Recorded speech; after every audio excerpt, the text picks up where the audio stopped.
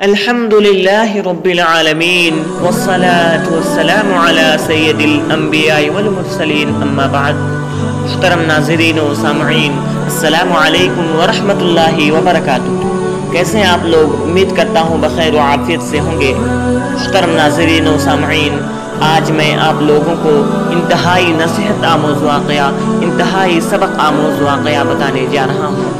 وہ واقعہ یہ ہے کہ ایک شخص بازار میں آواز لگا رہا تھا، گدھا لے لو، 500 دینار میں گدھا لے لو۔ گدھا انتہائی کمزور اور لاغر قسم کا تھا۔ وہاں سے بادشاہ کا اپنے وزیر کے ساتھ گزر ہوا۔ بادشاہ وزیر کے ساتھ گدھے کے پاس آیا اور پوچھا کتنے کا بیچ رہے ہو؟ گدھا بیچنے والے شخص نے کہا عالی جناب 500 دینار کا۔ بادشاہ حیران ہو کے کہا اتنا مہنگا گدھا، ایسی کیا خاصیت ہے اس میں؟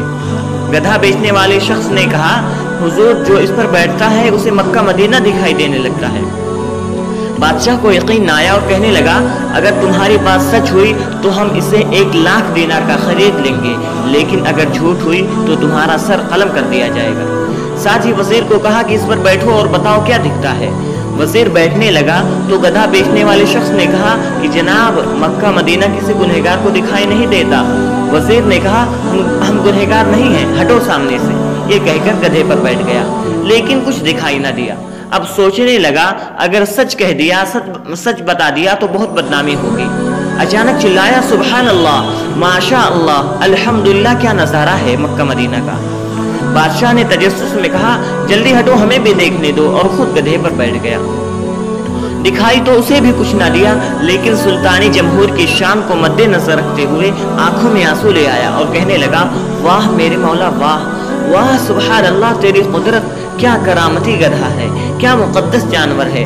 میرا وزیر مجھے جتنا نیک نہیں تھا، اسے صرف مکہ مدینہ دکھائی دیا تھا، مجھے تو ساتھ ساتھ جنت بھی دکھائی دے رہی ہے۔